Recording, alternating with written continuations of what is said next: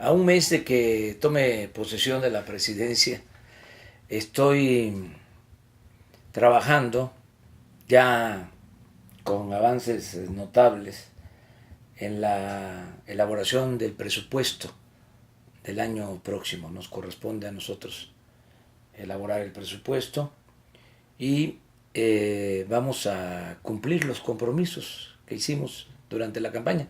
Estoy contento en ese sentido, satisfecho, porque nos va a alcanzar el ingreso, lo que se recaude, lo que ingrese a la hacienda pública para financiar el presupuesto, el gasto del año próximo. Primero, vamos a mantener equilibrios macroeconómicos, es decir, no vamos a gastar más de lo que ingrese a la hacienda pública, no va a haber déficit. No vamos a endeudar al país, no va a crecer la deuda en términos reales. No vamos a aumentar impuestos en términos reales, no se van a crear impuestos nuevos, no van a haber gasolinazos, vamos a mantener los precios de los energéticos. Solo se va a agregar el componente de inflación, pero no va a aumentar en términos reales el precio de la luz, del gas, del diésel, de las gasolinas. ¿Cómo le vamos a hacer para que nos alcance el presupuesto? Pues vamos a eliminar por completo la corrupción. La corrupción no solo hay que acabarla por razones de índole moral, hay que acabarla porque es mucho el dinero que se fuga, es mucho el dinero que se va por el caño de la corrupción. Entonces, como no va a haber corrupción, vamos a ahorrar bastante. Una obra que cobran en 100 millones vale en realidad 25. O sea, nos vamos a ahorrar el 50, el 75% de los recursos destinados a la construcción de obras, a la compra de materiales, de equipos. Imagínense cuánto nos vamos a ahorrar en la compra de medicamentos.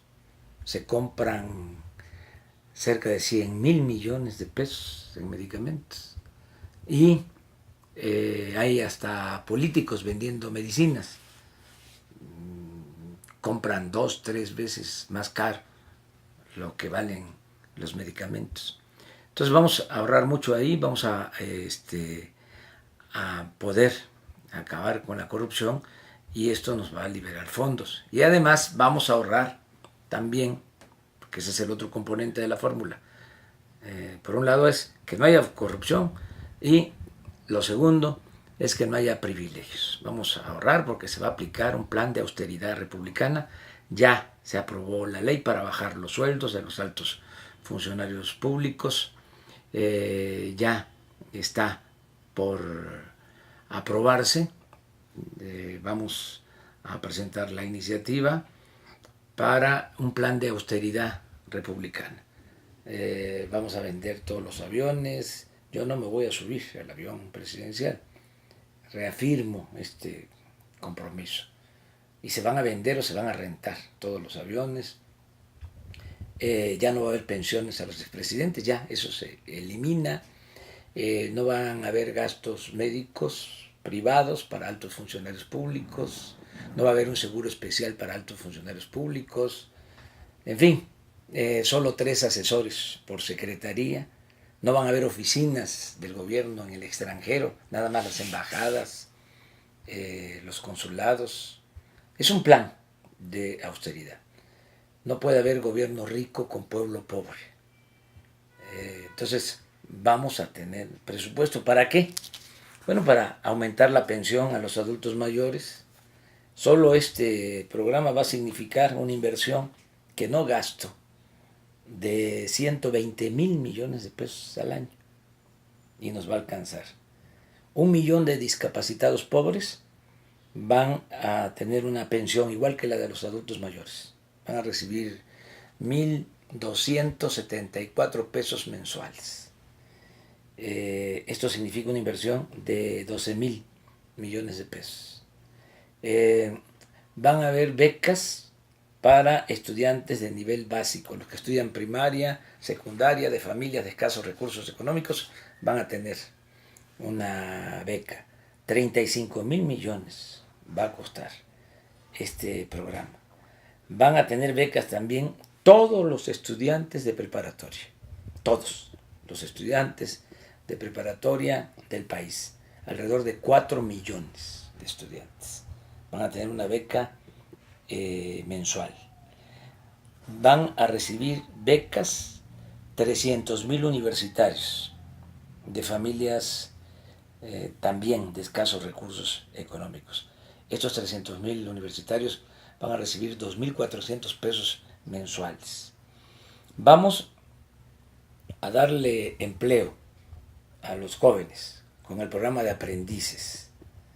Se van a estar capacitando, van a tener trabajo, van a ser atendidos alrededor de 2 millones de jóvenes que van a tener trabajo, van a ganar 3.600 pesos mensuales mientras se van formando, mientras se van capacitando. Vamos a tener recursos para la reconstrucción, para apoyar a los damnificados de los sismos. Vamos a tener recursos para el desarrollo en colonias urbanas marginadas, para que no falten los servicios públicos indispensables, sobre todo el agua. Vamos a sembrar 1 millón de hectáreas de árboles frutales y maderables. Vamos a iniciar con 500,000 hectáreas este año que viene. Se van a dar 200,000 empleos. Se va a pagar el jornal a 5,000 pesos mensuales. Y van a estar sembrando los campesinos en su propia tierra, en sus parcelas, sean pequeños propietarios o ejidatarios. Vamos a crear 100 universidades públicas en las zonas más apartadas, en las zonas más pobres del país. Vamos a establecer precios de garantía para los productos del campo. Vamos también a entregar fertilizantes en las zonas más apartadas. Por ejemplo, en el estado de Guerrero, en la montaña, los campesinos van a recibir fertilizante gratuito. Ese es un compromiso. Va a haber un programa de crédito ganadero a la palabra. Se les van a entregar a los productores, pequeños propietarios, ejidatarios, 5 o 10 reses en lo individual con un semental, o si es un grupo de ejidatarios, de comuneros, 200, 300 reses con los sementales que se necesiten. Estos créditos son a la palabra, sin intereses, a pagar a 4 años con las crías. Vamos a iniciar el desarrollo del Istmo de Tehuantepec. Se va a mejorar la vía del tren y vamos a empezar ya con los proyectos de rehabilitación de los dos puertos, tanto el de Salina Cruz como el de Coatzacoalcos. Desde luego que va el Tren Maya, 1.500 kilómetros. Tabasco, Chiapas, Campeche, Yucatán, Quintana Roo. Toda la zona Maya, que es, lo repito, la zona arqueológica más importante, culturalmente hablando, la más bella del mundo. Entonces va el Tren Maya. Vamos a reactivar la industria petrolera, porque estos irresponsables tecnócratas dejaron caer la industria petrolera. Necesitamos extraer petróleo porque ya se llegó al colmo de que Pemex está comprando petróleo crudo. Estamos importando petróleo crudo. Ya para qué les digo más del fracaso de la llamada reforma energética y del fracaso de la política económica. Pero de esto no hablan los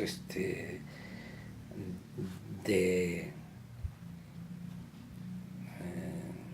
ya no puedo decir lo que decía yo antes, ya no hablan los conservadores sobre este asunto, son muy deshonestos también, porque no son capaces de reconocer sus errores. Pero en fin, vamos a rehabilitar refinerías, se va a construir la nueva refinería en Dos Bocas, Paraíso, Tabasco, nada más para esta refinería en 3 años estamos estimando una inversión de alrededor de 160 mil millones de pesos. Vamos a empezar con 50 mil millones de pesos el año próximo.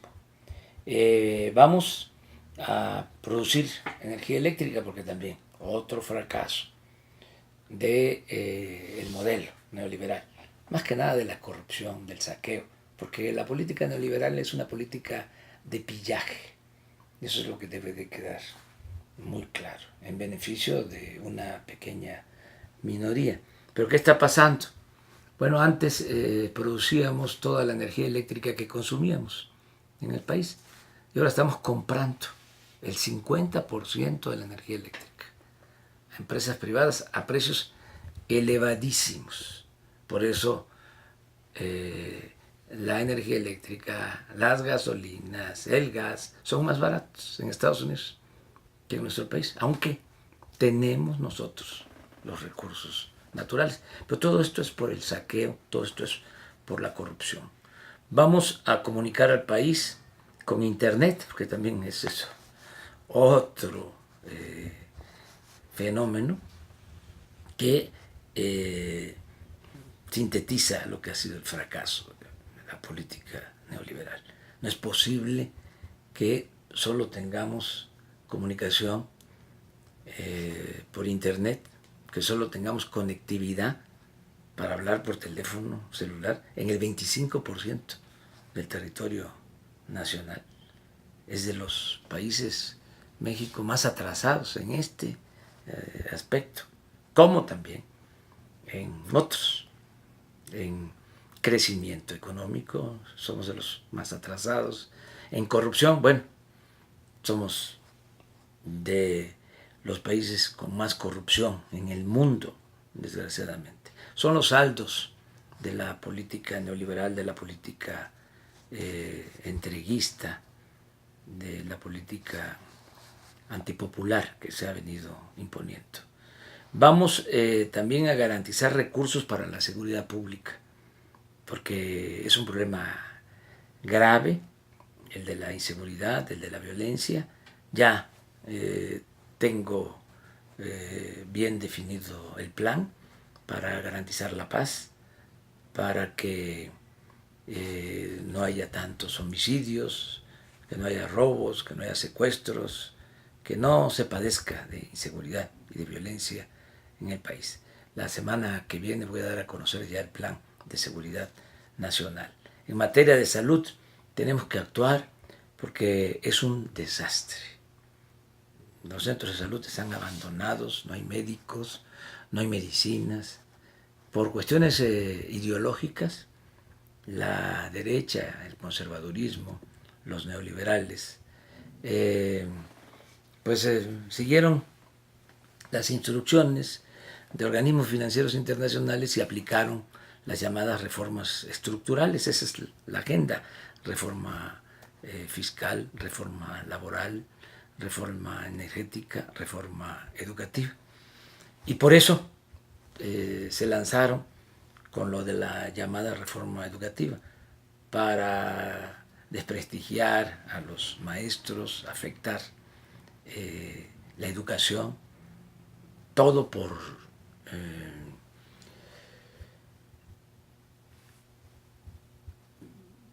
interés político, por fobia, por sobrecarga ideológica. no realmente porque les preocupara la educación de los niños, sino para privatizar la educación y echarle la culpa a los maestros de todo. Bueno, yo les diría que sí está mal la educación en México, pero está peor el sistema de salud. Y nadie se metió con eso. Porque en el caso de la educación hay cobertura. Todo lo que es educación básica, sobre todo primaria, secundaria, 100% de cobertura. Hay escuelas, hay maestros, sí, con deficiencia, porque hay comunidades apartadas en donde un maestro o dos maestros tienen que atender los 6 grados. Y hay problemas de ausentismo, de maestros, todo eso. Pero en el caso de la salud está peor. Es una desatención completa. Y se muere la gente y se mueren los niños por falta de atención médica. Entonces tenemos que elaborar un plan de salud pública distinto. Eso que llaman seguro popular ni es seguro ni es popular, y es mucha la corrupción en la compra de los medicamentos, en la construcción de hospitales. Hay como 60 hospitales abandonados en todo el país. Entonces vamos a garantizar educación y salud a los mexicanos. Salud, atención médica, medicamentos gratuitos. Vamos también a construir caminos, utilizando mucha mano de obra en Oaxaca, en Guerrero, caminos de concreto para obtener un efecto multiplicador, hacer esas obras que hacen falta, porque hay muchos municipios que tienen caminos de terracería en mal estado. Entonces van a pavimentar estos caminos con concreto, de cemento. Entonces se va a comunicar a estos municipios, se va a dar mucho trabajo en las comunidades y va a quedar el presupuesto para reactivar la economía de estas regiones muy afectadas. Ahora pues estamos también considerando otras obras que se necesitan en los estados. Por ejemplo, hay que terminar presas, la presa del Zapotillo en Jalisco, que está inconclusa, la presa de Santa María en Sinaloa. Hablaba yo de los hospitales, pues hay que terminar el hospital de Ciudad Juárez, que inauguraron nada más la fachada, y al interior es pura obra negra. Y así está el de Ticul en Yucatán y muchos otros hospitales. Hay que terminar la carretera que comunica Sonora desde Navojoa hasta Nogales, hasta la frontera. Una carretera de concreto. Ofrecieron que la iban a terminar ahora en diciembre. No creo que se termine, pero hay que concluirla. Hay que concluir el tren Toluca, Ciudad de México. Hay que terminar muchas obras que están en proceso. Aquí tengo ya una relación porque hice un recorrido por todo el país de agradecimiento y al mismo tiempo aproveché para recoger las peticiones, las demandas de gobernadores y de los sectores económicos, sociales de los estados. Por ejemplo, en el caso de Zacatecas, me están pidiendo la ampliación de la carretera de Zacatecas a Aguascalientes.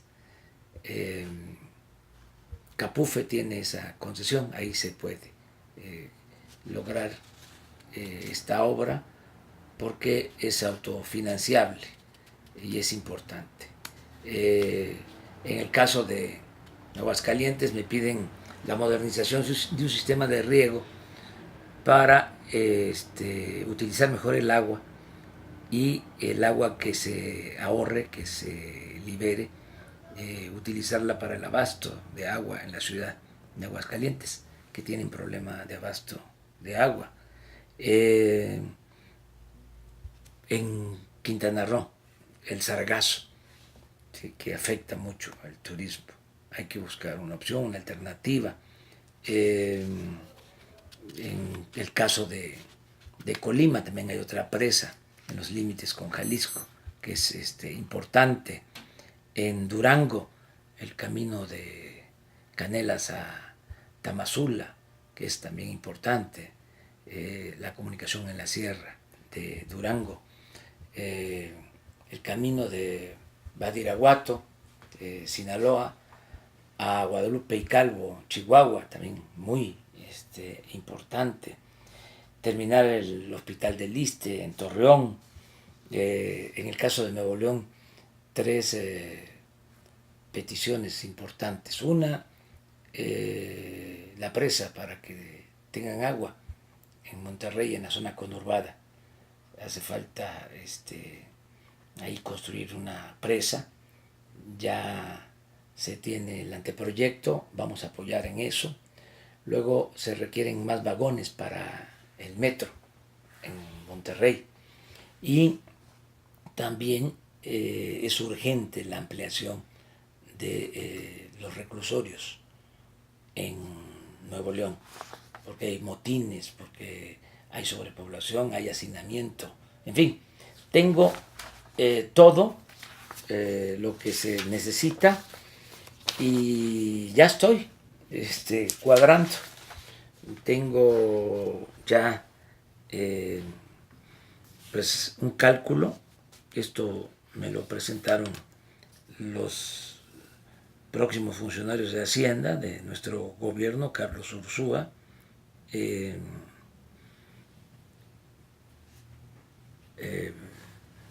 Arturo Herrera, que también va a ser subsecretario de Hacienda, y Gerardo Esquivel, que es el subsecretario de Egresos. Por ejemplo, ya tenemos un cálculo de cuánto vamos a tener de ingresos y ya sabemos cuántos son los gastos fijos que no puede uno tocar. Por ejemplo, el costo financiero de la deuda. ¿Saben cuánto tenemos que destinar a pagar intereses de deuda el año próximo? 725,000 millones de pesos. 725,000 millones de pesos. Y eso, pues se tiene que contemplar, porque la deuda es de un poco más de 10 billones de pesos. Y el servicio de la deuda, 725,000 millones de pesos. O sea, es otra manchita más al tigre neoliberal. Tenemos que contemplar las participaciones federales, lo que por ley se tiene que entregar a estados y a municipios, 703,000 millones de pesos. Luego las famosas ADEFAS, que son deuda que circula, 36,000 millones. Esto es intocable. Luego, servicios personales también, no se puede tocar. Aquí nada más lo que estamos haciendo es bajando el sueldo de los de arriba y aumentando el sueldo de los de abajo, pero la nómina y los servicios personales implica un gasto de 1,252,000 millones. Esto se tiene que también tomar en cuenta. No se puede reducir más, ya está justo. Luego, pensiones y jubilaciones, fíjense, 928,000 millones de pesos. 928,000 millones de pesos. También no lo podemos tocar. Esto ha crecido bastante.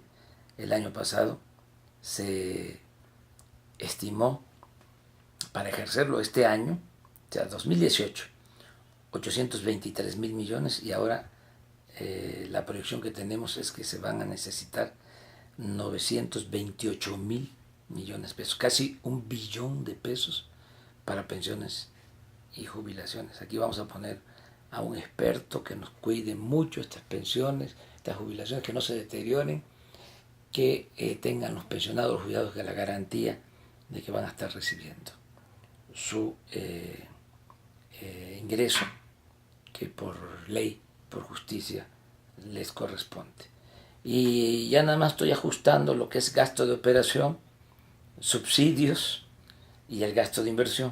O sea, pero ya estoy por terminar, a eso me estoy dedicando ahora. Hoy, día 1, he empezado a trabajar ya para el fin de semana tenerlo ya listo en lo general, y luego ya que los técnicos lo definan en lo particular.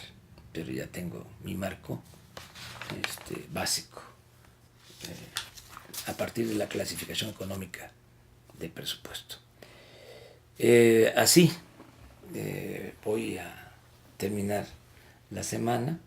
Yo voy a seguir trabajando en Palenque. Voy a ir ahora por el Día de Muertos, voy a ir a visitar a mis finados. Muchas gracias.